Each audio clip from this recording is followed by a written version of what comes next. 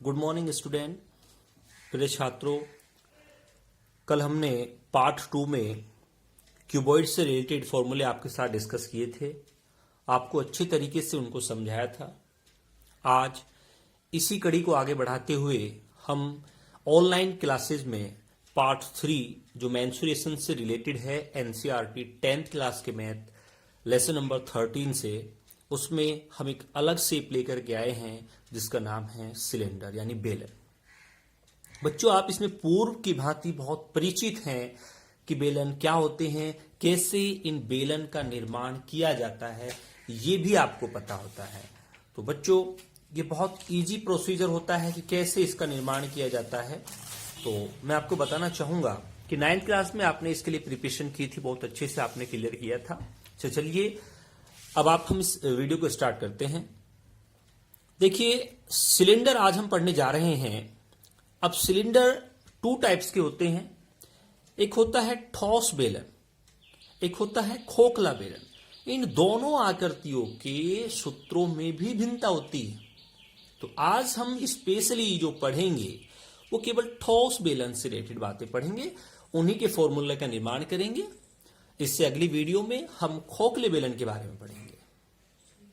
बच्चों, सिलेंडर के फॉर्मूलों को बनाने के लिए हमें ऐसे तरीके को ढूंढना है ताकि हमें उसे याद करने में कोई प्रॉब्लम ना हो। तो चलिए, उसका प्रोसीजर क्या है कि सबसे पहले आपको पता होना चाहिए बच्चों कि ये क्या है।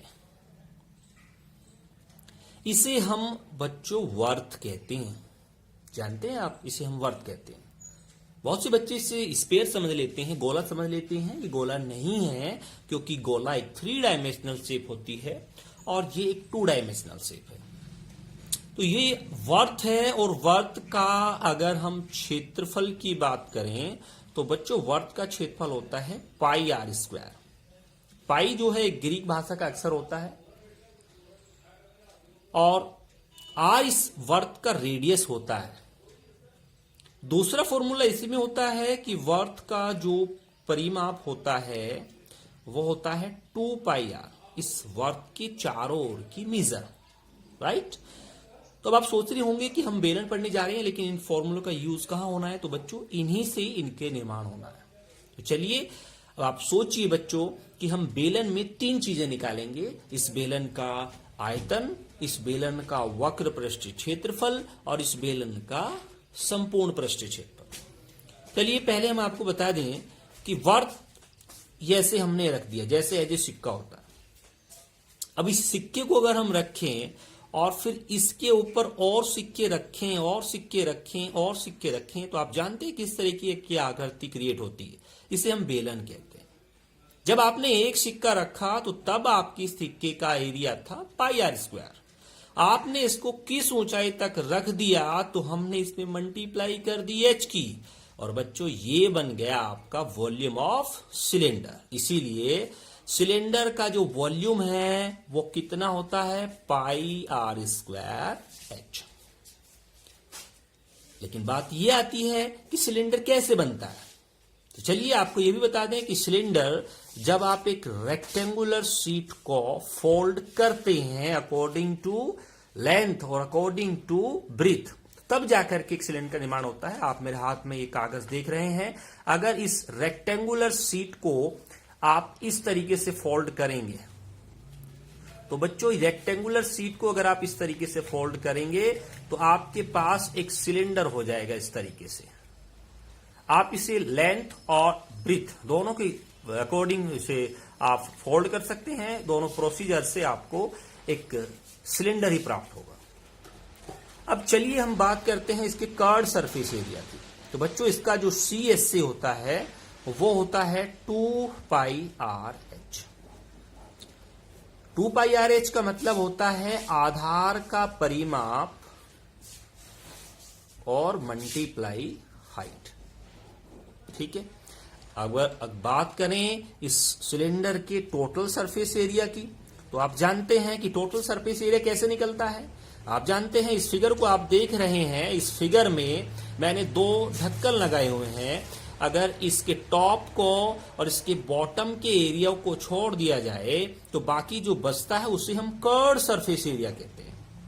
अभी हमने कर्ड सरफेस एरिया निकाला 2 पाई आर एच, और इसमें जो हमने फेसेस छोड़े थे यानी टॉप और बॉटम जो हमने छोड़ा था, जो सर्कल सिमिलर सर्कल जो हमने छोड़े थे उनके एरिया को और ऐड करेंगे तो दोनों सिमिलर सर्कल है, तो इसीलिए 2 पाई आर स्क्वायर इसमें ऐड करेंगे। कुल मिलाकर के इसमें से आप 2 पाई आर कॉमन लेंगे तो आपके पास h प्लस आर बचेगा। तो बच्चों देखिए कितनी आसानी से हमने इसके फॉर्मूले को फाइंड कर लिया कि इसका टोटल सरफेस एरिया होता है 2 pi R into H plus R. बच्चों पाई की जो वैल्यू होती है वो 22/7 हमें यूज करनी है, लेकिन कहीं कहीं किसी क्वेश्चन में विशेषकर कहा जाता है कि पाई की वैल्यू आप 3.14 यूज कीजिए। बच्चों आप सोच रहे होंगे कि ऐसा क्वेश्चन में क्यों कहते हैं, तो देखिए इसका भी एक टेक्निकल प्रोसीजर है, और टेक्निकल प्रोसीजर ये है कि जब हम किसी क्वेश्चन को करते हैं और उसमें जो हमारी कैलकुलेशन आती है, तो अगर उस कैलकुलेशन को करते समय हम पाई की वैल्यू 3.14 यूज करें तो हमारी कैलकुलेशन बहुत इजी हो जाती है। लेकिन अगर किसी क्वेश्चन में कहा ही नहीं जाता इसके लिए, तो आप वहां 22/7 यूज करेंगे। वहां उस क्वेश्चन में 22/7 रखने से ही आपकी क्वेश्चन की कैलकुलेशन इजी होगी। प्यारे छात्रों, अब आपको जो मैटर मैंने समझाया है, ये सारे सूत्र जो अब मैं आपको दिखाने जा रहा हूं, ये आपको पार्ट 3 के लिए अपनी फेयर कॉपी में उतारने हैं, बहुत अच्छे तरीके से उतारने हैं। देखिए ये ठोस बेलन के लिए सभी आपको फॉर्मूले लिखवाए गए हैं, इसकी परिभाषा लिखवाई गई है आपको, और इस ठोस बेलन से संबंधित जो फॉर्मूले हैं आपको, वैसे तो मैंने आपको इस तरीके से बता दिया कि आपको लर्न करने की कोई आवश्यकता नहीं है। अगर आप इस वीडियो को देखोगे तो आपको तुरंत ही याद हो जाएंगे, लेकिन फिर भी आप इसे अपनी फेयर कॉपी में उतारिए और एक बार रिपीट करने की कोशिश कीजिए। देखिए यहां मैंने एक चित्र दर्शाया है, ये आप बेलन की ऊंचाई है, ये इसका डायमीटर यानी व्यास है, और ये इसका रेडियस है। ठीक है बच्चों, आप जानते हैं कि रेडियस डायमीटर का हाफ होता है। अब चलिए बात करते हैं बेलन का वॉल्यूम पाई आर स्क्वायर है, जिसे हम आधार का क्षेत्रफल मल्टीप्लाई ऊंचाई भी कह सकते हैं। बेलन का कर्व सरफेस एरिया यानी लेटरल सरफेस एरिया यानी वक्र पृष्ठ क्षेत्रफल होता है 2 पाई आर एच, जिसे हम ऐसा भी कह सकते हैं आधार का परिमाप गुणा ऊंचाई। अब बात करते हैं बेलन का टीएस से, वो होता है 2 pi R into H plus R, या कह सकते हैं कि कर्ड सरफेस एरिया में अगर आधार और शीर्ष का क्षेत्रफल जोड़ दें तो वो बन जाता है टोटल सरफेस एरिया। प्यारे छात्रों, इस बात को आपको याद रखना है कि पाई का मान 22/7 रखा जाए।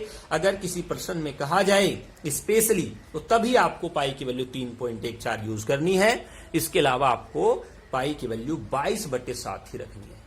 प्यारे छात्रों, एक बात और आती है कि अब तक जो आपको फॉर्मूले बताए गए क्यूब और क्यूबॉइड से रिलेटेड, उसमें कहीं पाई नहीं आया।